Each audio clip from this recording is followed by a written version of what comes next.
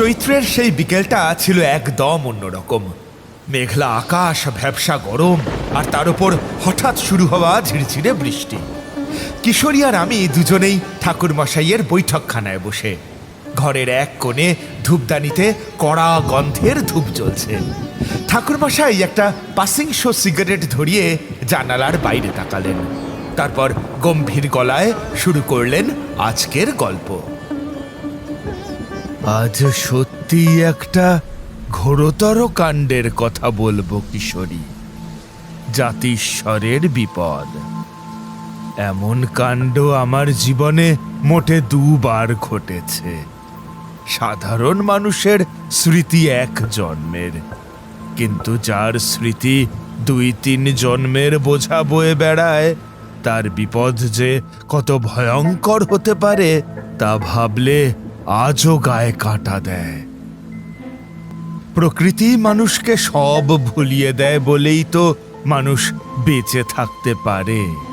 তোমার মাথার ভিতর যদি একসাথে দুটো আলাদা মানুষের স্মৃতি ধাক্কাধাক্কি করে, তবে তোমার আসল পরিচয়টাই যে হারিয়ে যাবে। কিন্তু ঠাকুরমশাই, আপনি যে বিপদের কথা বলছিলেন, জাতিশ্বরের আবার কিসের বিপদ? বিপদ ছিল। আমি নিজে সেই বিপদের প্রত্যক্ষদর্শী। আজ থেকে বছর 10 আগের কথা। চন্দ্রকোনার এক পুরনো জমিদার বাড়ি থেকে একটা চিঠি এসেছিল আমার কাছে।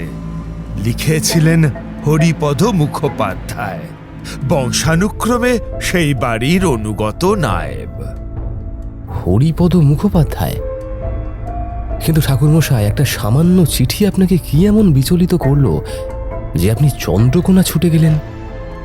চিঠিটা শুধু খবর ছিল না, ছিল এক কান্নার আর্তনাদ। শোনো হরিপদ বাবু কি লিখেছিলেন। প্রণাম নেবেন ঠাকুরমশাই। নিরুপায় হয়ে আপনাকে এই চিঠি লিখছি। আমাদের ছোট বাড়ির রণজিৎ বাবুর উপর এক অশুভ ছায়া নেমে এসেছে। তিনি শিক্ষিত মানুষ, কলকাতায় পড়াশোনা করেছেন, কিন্তু কদিন ধরে ওর আচরণ আমাদের রক্ত হিম করে দিচ্ছে। উনি মাঝরাতে ঘুমের ঘোরে এমন এক ভাষায় কথা বলছেন যা এই তল্লাটের কেউ কোনোদিন শোনেনি। উথাল পাথাল করে কি সব বলেন, যার মাথা মুন্ডু আমরা কিচ্ছু বুঝি না।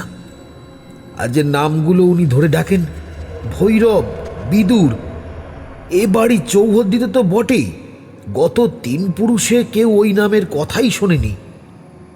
অন্য ভাষায় কথা বলেন? তার মানে কি ওর উপরে কোনো অশুভ আত্মা ভর করেছিল?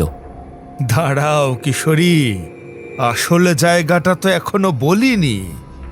হরিপদ বাবু আরো লিখেছিলেন। সব থেকে ভয়ের বিষয় যেটা ঠাকুরমশাই, সেটা হলো শব্দটা।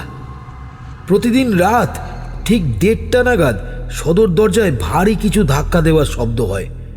আমরা লাঠি হাতে গিয়ে দেখি বাইরে কেউ নেই, অথচ রণজিৎ বাবু নিজের ঘরের ভেতর গোঙাতে থাকেন।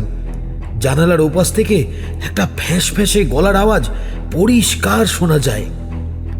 ওঠ রণজয়, অনেক ঘুমিয়েছিস, এবার ওঠ, আমার ঋণ শোধ কর। রণজয়? কিন্তু আপনি তো বললেন ছোট মালিকের নাম রণজিৎ। ঠিক ধরেছ, ওইখানেই ছিল রহস্যের চাবিকাঠি। এ জন্মে রণজিৎ, কিন্তু সেই অদৃশ্য সত্তা তাকে ডাকছে রণজয় নামে। প্রকৃতি তাকে যা ভুলিয়ে দিয়েছিল, এক পুরনো পাওনাদার তাকে কবর ফুঁড়ে উঠে এসে মনে করিয়ে দিতে চাইছে কিছু। সেই পাওনা শুধু টাকার নয় কিশোরী, সেই পাওনা ছিল প্রাণের। চিঠির মধ্যে উল্লেখিত বিষয়টা শুনে আমাদের মধ্যেকার কৌতূহল ক্রমেই বৃদ্ধি পেল। আমরা ওনার দিকে জিজ্ঞাসু দৃষ্টিতে চাইলাম। কিশোরী প্রশ্ন করল, ঠাকুরমশাই, এরপর আপনি ওখানে গিয়ে কি দেখলেন? আমি যখন চন্দ্রকোনার সেই প্রাচীন জমিদারি প্রাসাদে পৌঁছলাম, তখন আকাশ ভেঙে বৃষ্টি নামছে। অন্দরে ঢুকতেই দেখি ধূপ ধুনোর গন্ধ নয়, বরং গুমোট ভ্যাপসা এক গন্ধে বাতাস ভারী হয়ে আছে। আমাকে দেখে হরিপদবাবু বললেন, ঠাকুরমশাই, আপনি এসেছেন। এবার বোধহয় রণজিৎ বাবু বাঁচবেন। দেখুন দেখুন একবার ওর অবস্থা। হরিপদবাবু আমাকে রণজিতের ঘরে নিয়ে গেলেন। কি দেখলেন সেখানে গিয়ে? রণজিৎ বাবু কেমন ছিলেন? দেখলাম একটা মানুষ বিছানার কোণে সিঁটিয়ে বসে আছে। রণজিতের বয়স 27-28, কিন্তু মনে হচ্ছিল ভয়ে ওর আয়ু যেন অর্ধেক হয়ে গেছে। আমাকে দেখেই উনি হাহাকার করে উঠলেন। ওর 2 কবজি তখন অনাবৃত। সেই দৃশ্য দেখে আমি শিউরে উঠলাম। কেন ঠাকুরমশাই, কি ছিল ওর হাতে? দাগ কিশোরী, গভীর কালচে দাগ, যেন কোনো ভারী লোহার শিকল বছরের পর বছর ধরে ওর নরম চামড়াকে ঘষে ক্ষত বিক্ষত করেছে। অথচ রণজিৎবাবু সারা জীবন কলকাতায় আরামদায়ক পরিবেশে থেকে পড়াশোনা করেছেন, কোনোদিন কোনো কায়িক শ্রম করেনি। আমি ওনার হাতটা ধরতেই রণজিৎবাবু হড়বড় করে বলে উঠলেন, ঠাকুরমশাই, ওরা আমাকে ছাড়বে না। দিনের আলো তো আমি শুনি সেই শিকল টানার শব্দ। আমার আমার আমার হাতের এই দাগগুলো দেখছেন, মনে হয় কেউ আমাকে লোহার বন্ধনে বেঁধে টানছে। ও আমাকে ডাকছে। আমি রণজিৎ নই ঠাকুরমশাই। আমি আমি বুঝতে পারছি আমার ভেতরে অন্য কেউ বসে আছে। আমি ওর কপালে হাত রেখে একটু শান্ত করার চেষ্টা করলাম। জপমালা বের করে কিছু মন্ত্র পড়তেই উনি তন্দ্রাচ্ছন্ন হয়ে পড়লেন। হরিপদবাবুকে ঘরের বাইরে থাকতে বললাম, কিন্তু সেই রাতে যা ঘটল তা আমার অভিজ্ঞতায় বিরল। কি হয়েছিল ঠাকুরমশাই? ঘড়ির কাঁটা যেই 1:30 ছিল, বাইরের সদর দরজায় একটা প্রবল ধাক্কা পড়ল।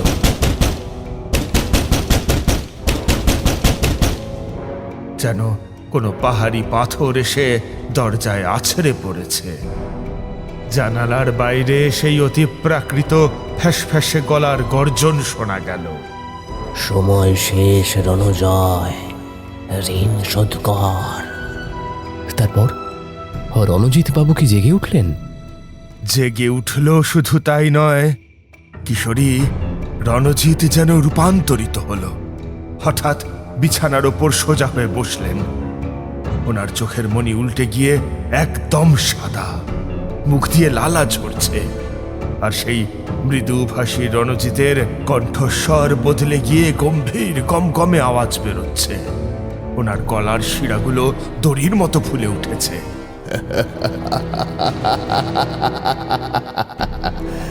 তারানাথ, তুমি এসেছো ওই অধমের বিচার করতে? বৃথা চেষ্টা। এই শরীর রণজিতের হতে পারে, কিন্তু আত্মা আমার।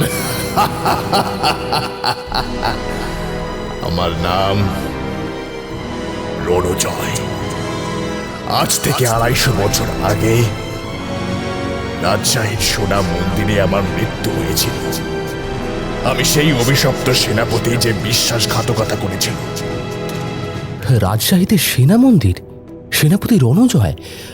ঠাকুরমশাই, রণজিতের মুখে ওই নামগুলো শুনে আপনি কি করলেন?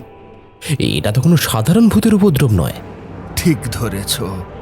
ওই নাম দুটো শোনার পর আমার শিরদাঁড়া দিয়ে হিমেল স্রোত নেমে গেল। রাজশাহীর সেই সোনা মন্দিরের ইতিহাস আমি জানি। ওটা এক অভিশপ্ত স্থান। 250 বছর আগে এক ভয়ঙ্কর গুপ্তধন লুটের রক্তক্ষয়ী ইতিহাস চাপা পড়ে আছে, কিন্তু আধুনিক যুগের রণজিতের সঙ্গে তার যোগ কোথায়? আচ্ছা, আপনি কি তন্ত্রবিদ্যার মাধ্যমে পরীক্ষা করলেন ঠাকুরমশাই? করতেই হলো কিশোরী। আমি ঝুলি থেকে পঞ্চমুণ্ডী আসনের মাটি আর শ্মশানের ভস্য বের করলাম। রণজিৎ অথবা রণজয়ের চারদিকে একটা গণ্ডি কাটলাম। তারপর তামার পাত্রে গঙ্গা জল নিয়ে তাতে বিশেষ তান্ত্রিক মূলিকা ঘষতে শুরু করলাম। ঘরটা তখন নীলাভ অদ্ভুত আলোয় ভরে উঠেছে। বৃথা চেষ্টা সারানাথ। এই চক্র, এই মন্ত্র দিয়ে তুমি কালচক্র থামাতে পারবে না। 250 বছর ধরে আমি অন্ধকারের নরকে শিকল বন্দী ছিলাম। আজ সুযোগ পেয়েছি, আজ আমি আমার মুক্তি চাই। মুক্তি নয় রণজয়, তুমি তোমার পাপের বোঝা নিয়ে এই জন্মে ফিরে এসেছো। তারপর হরিপদ বাবুকে বললাম, আপনার এই বাবু পূর্বজন্মের বন্ধনে আটকে গেছে। জাতিস্বর শব্দটা হয়তো আপনি শুনেছেন, কিন্তু রণজিতের এই দশা সাধারণ স্মৃতিভ্রম নয়। এ হলো বিগত জন্মের কর্মফল, যা আত্মার সঙ্গে লেপ্টে থাকে। জাতিস্বর? তাহলে কি রণজিৎ নিজের আগের জন্মের কথা মনে করতে পারছিল? শুধু মনে করা নয়, সে সেই অতীতের চরিত্রেই বেঁচে ছিল। আমি যখন তামার পাত্রের জলের দিকে তাকালাম, রণজিতের অবয়ব ছাপিয়ে সেখানে আরেক মানুষের ছায়া ভেসে উঠল। শতচ্ছিন্ন মালকোচা ধুতি, চোখে বৈশাচিক লালসা। আমি ক্রুদ্ধ হয়ে গর্জে উঠলাম, রণজয়, ছলনা ছাড়ো। 250 বছর আগে কি হয়েছিল সোনা মন্দিরে?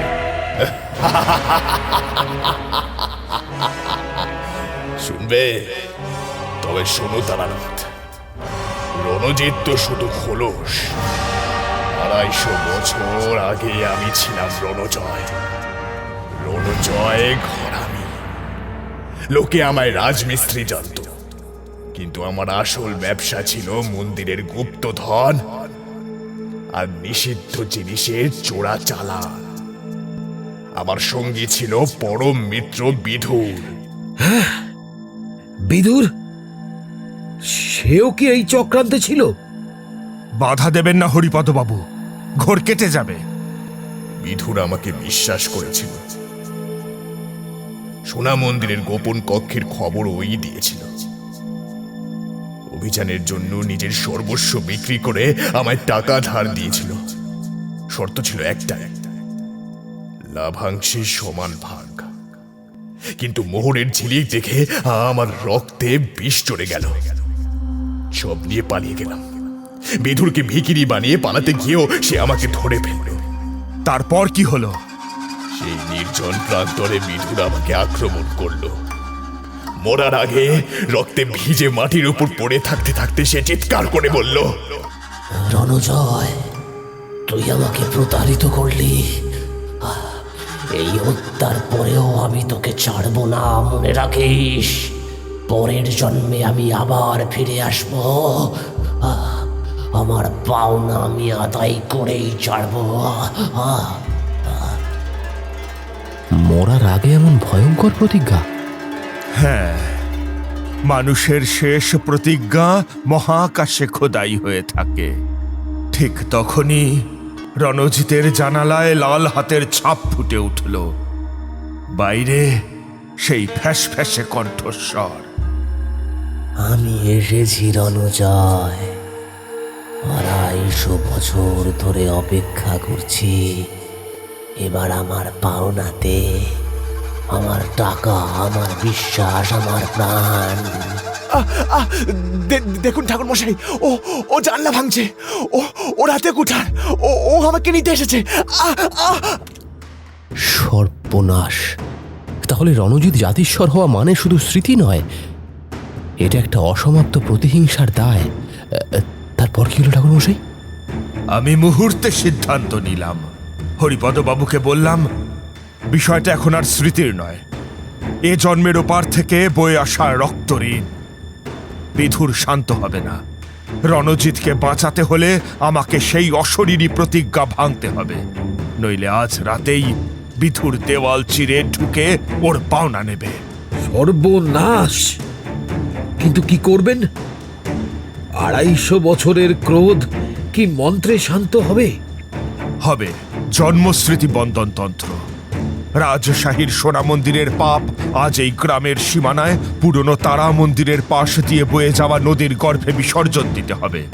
প্রস্তুত হন, রাত 12টার পর জমদুয়ার খুলে যায়। জমিদার বাড়ির কিছুটা দূরে জঙ্গল ঘেরা এক জীর্ণ তারা মন্দির। চারদিকে বুনো লতা পাতার ঝোপ, শ্মশানের গুমোট গন্ধ, কালো ধুনুচির ধোঁয়ায় গর্ভগৃহ প্রায় অন্ধকার। আমি বিগ্রহের সামনে আসন তৈরি করে বসলাম, কপালে রক্তচন্দনের তিলক, সামনে তামার কুণ্ডে আগুন দাউ দাউ করে চলছে। পিছনে দাঁড়িয়ে রণজিৎ আর হরিপদ বাবু। রণজিৎকে বললাম, বসো, ভয় পেও না, আজ তোমার দেহের ভিতরের রণজয় ঘরামিকে টেনে বের করতে হবে।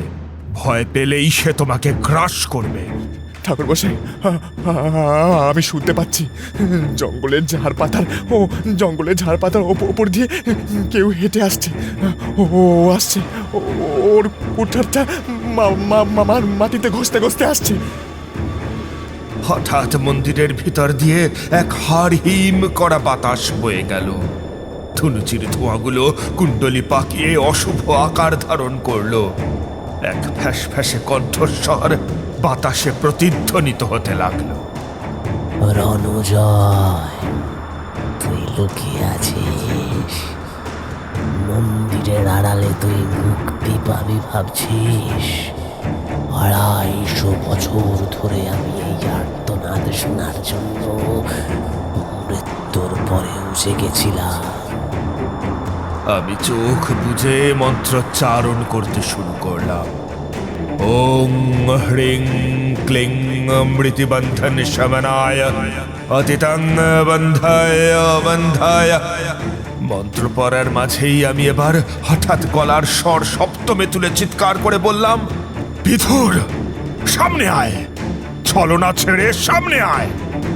হঠাৎ মন্দিরের বাইরের দেওয়ালে সজোরে আঘাত পড়তে শুরু করলো, যেন কেউ পাথর দিয়ে দেওয়াল ভেঙে ভিতরে ঢুকতে চাইছে।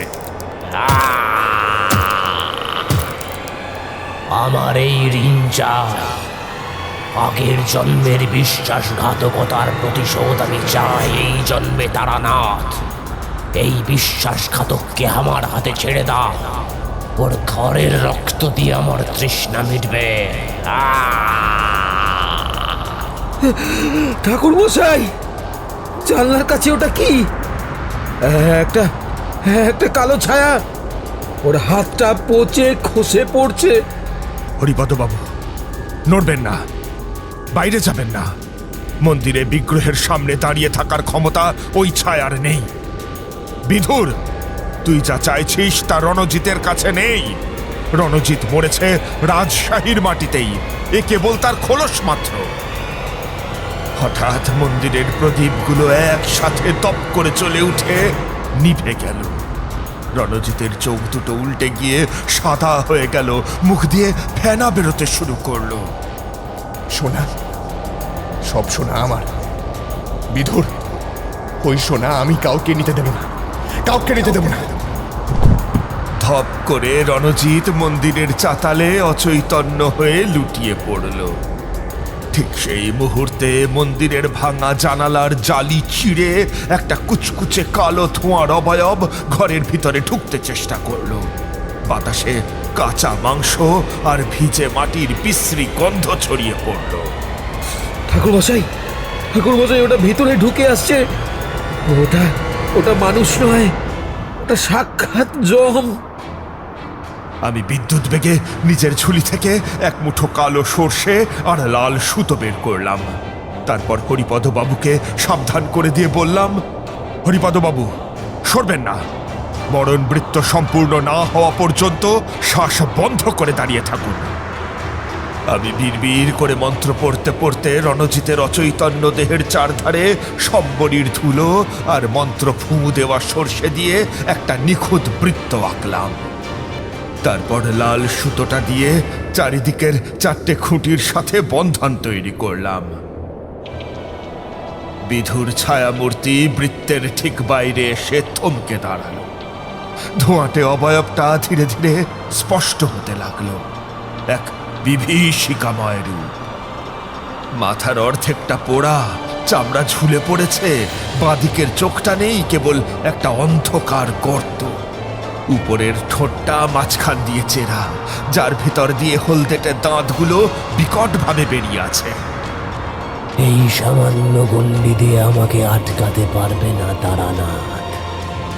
আমার 250 বছরের খিদে, আমার পাওনা রক্ত ও আমার সব সোনা আত্মসাৎ করেছে। ওকে এত সহজে ছেড়ে দেবো ভেবেছ?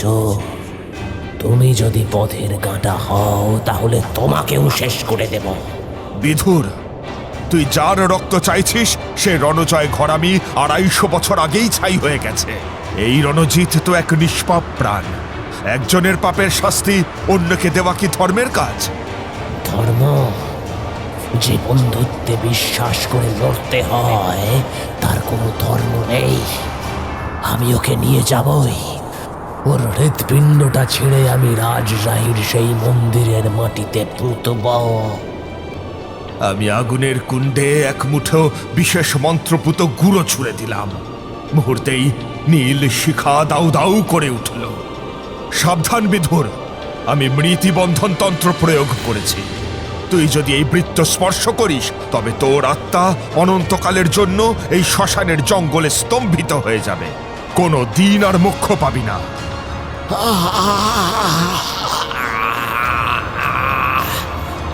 তবে আমার পাওনা, আমার বিশ্বাস ভঙ্গের বিচার কে করবে? ঋণ শোধ আজই হবে বিধুর, কিন্তু জন্মের ঋণ জন্মেই শেষ হয়। এই নে তোর সেই পরম মিত্রের শেষ স্বীকারোক্তি। বিধুর নামক সেই বিভৎস ছায়াটি হঠাৎ অমানসিক আক্রোশে গর্জে উঠল। তার পচে যাওয়া আঙুলগুলো দিয়ে সে মন্দিরের মেঝে আঁচড়াতে শুরু করলো। বাতাসের বেগ এতটাই বেড়ে গেল যে মনে হলো আস্ত মন্দিরটাই বোধহয় এবার উপরে যাবে। তোর এই মাতৃবন্ধন আমি মানি না তারানাথ। রক্ত, আমাকে রক্ত দিতেই হবে। ওই শয়তানকে 250 বছর ধরে আমি ছেড়েছি, আজ ছাড়বো না। বলেই ছায়াটি সজোরে সেই লাল সুতোর গণ্ডির উপর আছড়ে পড়ল। মন্দিরের মেঝেটা থরথর করে কাঁপতে শুরু করলো, যেন কোনো মাঝারি মাপের ভূমিকম্প হচ্ছে। দেওয়ালে টাঙানো পুরনো ঘণ্টাগুলো আপনা আপনি বাজতে শুরু করলো। ঠাকুর মশাই, মাটি ফেটে যাচ্ছে, পায়ের তলা থেকে জমি সরে যাচ্ছে। ও যে বৃত্তটা ভেঙে ফেলবে ঠাকুর মশাই। বিধুর, সীমা লঙ্ঘন করিস না। তোর প্রতিহিংসা আজ তোর ধ্বংসের কারণ হবে। আমি এক মুঠো চিতাভস্য আর সর্ষে নিয়ে আগুনের কুণ্ডে ছুঁড়ে দিলাম। মন্দিরের বাইরে শ্মশানের মধ্যে অবস্থিত একটা শিরীষ গাছের নিচে মা তারাকে উদ্দেশ্য করে কিছু শ্মশান প্রদীপ জ্বালিয়েছিলাম। শ্মশান প্রদীপগুলো একটা দমকা হাওয়ায় নিভে গেল। চারিদিকে ঘুটঘুটে অন্ধকার, কেবল সেই যজ্ঞকুণ্ডের হলদেটে শিখাটা দাউ দাউ করে জ্বলছে। পুড়ে যাচ্ছে, হাওয়ায় পুড়িয়ে মারছে। ওরে রণজয়, আমি তোকে ছাড়ব না। ওং হ্রিং কালিকায়ে নমঃ। অতৃপ্ত তং শূন্যলেনং কুরু কুরু স্বাহা। যা বিধুর, 250 বছরের অন্ধকার চিরে তোর মুক্তি ঘটুক। এই প্রতিহিংসার অবসান হোক। হঠাৎ এক তীব্র আলোর ঝলকানি হলো।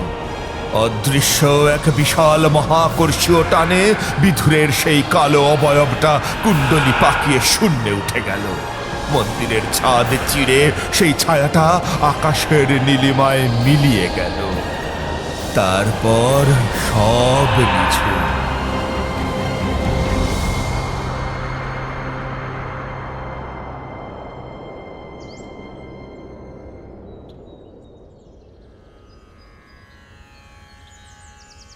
জঙ্গলের ঝিঝি পোকার ডাকও যেন থেমে গেছে।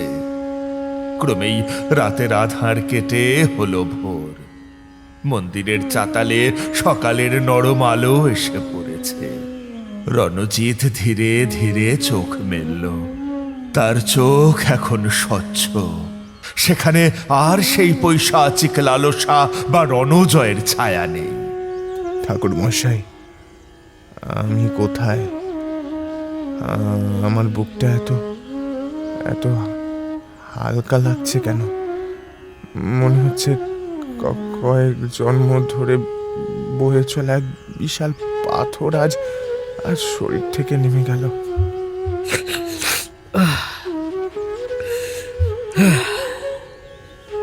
বেঁচে ফিরলে বাবা। ঠাকুর মশাই কৃপায় আজ এক শয়তানের হাত থেকে তুমি মুক্তি পেলে। রণজিৎ, তোমার ভিতর থেকে রণজয় ঘরামি চিরতরে বিদায় নিয়েছে। রাজশাহীর সেই সোনা মন্দিরের রহস্য আজ এই বাংলার মাটিতে সমাধি পেল। যাও, বাড়ি ফিরে যাও। আপনার আপনার এই ঋণ আমরা কোনো দিন শোধ করতে পারবো না ঠাকুর মশাই। চলুন আপনাকে ওই জমিদার বাড়িতে পৌঁছে দিই। না হরিপদ বাবু, আপনার এগুন। আমি আরো কিছুক্ষণ এই মন্দিরে বসবো। এই রণক্ষেত্র শান্ত করে মায়ের চরণে কিছু সময় জপ না করলে আমারও শান্তি নেই। আপনারা নিশ্চিন্তে যান। ভোর গড়িয়ে সকালের রোদ মন্দিরের গর্ভগৃহে প্রবেশ করেছে। হরিপদবাবু আর রণজিৎ চলে যাওয়ার পর মন্দির চত্বরে এক গভীর নিস্তব্ধতা নেমে এলো।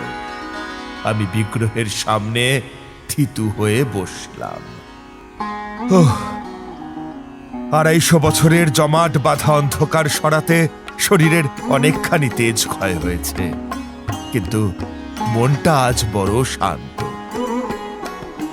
আমি চোখ বুঝলাম, হাতে থাকা রুদ্রাক্ষের মালা ঘোরাতে শুরু করলাম। মন্ত্রের গুঞ্জন মন্দিরের পাথুরে দেওয়ালে ধাক্কা খেয়ে এক অপার্থিব অনুরণ তৈরি করল। ঘণ্টাখানেক জপ করার পর আমি ধীরে ধীরে চোখ মেললাম।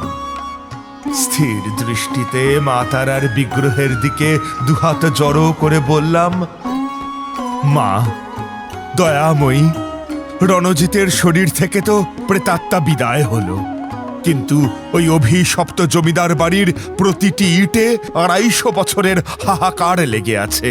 বিধুর চলে গেলেও ওর ছায়া যেন রণজিৎকে আর অশান্ত না করে। মা, ওই বাড়িকে তুমি সুরক্ষিত রেখো। কোনো অপচ্ছায়া যেন ওই বাড়ির ত্রিসীমানায় আর প্রবেশ করতে না পারে। ঠিক সেই মুহূর্তে এক অলৌকিক কাণ্ড ঘটল। মা তারার বিগ্রহের কপাল থেকে এক বিন্দু আলোর কণা যেন বিচ্ছুরিত হলো। দেখতে দেখতে সেই বিন্দুটি বড় হতে হতে একটি প্রদীপ্ত উজ্জ্বল আলোর বলয়ের রূপ নিল। মন্দিরের ভিতরটা এক দিব্য জ্যোতিতে ভরে উঠল। হে কি, মায়ের আশীর্বাদ কি তবে সাকার হয়ে উঠল? সেই আলোর বলয়টি আমার মাথার উপর দিয়ে একবার পাক খেয়ে মন্দিরের গর্ভগৃহ থেকে বেরিয়ে এলো। তারপর সেটি তীরের বেগে আকাশের বুক চিরে সোজা চলে গেল জমিদার বাড়ির অভিমুখে। জ্যোতির্ময় গোলক সোজা এসে বাড়ির কুলদেবতা মা কালীর প্রতিষ্ঠিত বিগ্রহের বুকের মাঝে প্রবেশ করল। মুহূর্তে বিগ্রহের চোখ দুটো যেন জীবন্ত হয়ে উঠল এবং এক প্রশান্ত হাসি সারা বাড়িতে ছড়িয়ে পড়ল। ধন্য মা, তোমার রক্ষা কবচ ওই পরিবারকে ঘিরে ফেলল। তার মানে মা নিজেই দায়িত্ব নিলেন? হ্যাঁ হ্যাঁ, বিশ্বাস যেখানে শেষ হয় ভক্তি সেখান থেকেই পথ দেখায়। তবে একটা কথা মনে রেখো কিশোরী। কি ঠাকুর মশাই?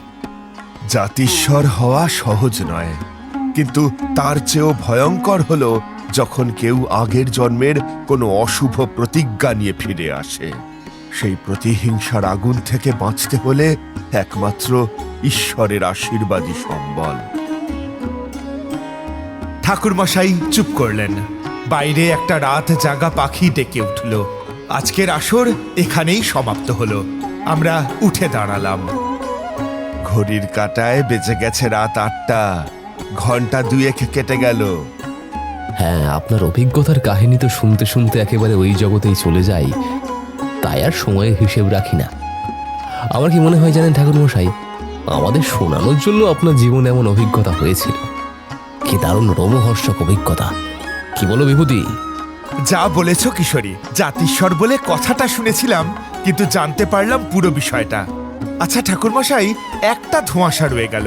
রণজয়ের দ্বিতীয় জন্ম রণজিৎ, কিন্তু রণজয় ঘরামি কিভাবে আবার জেগে উঠেছিল? জাতিস্বর হলেও তো তার মতো কণ্ঠস্বর, তার মতো স্বভাব রণজিতের হওয়ার কথা নয়। একই দেহে পূর্বজন্মের সত্তার জাগরণ, এইটা একটু অবাক লাগলো।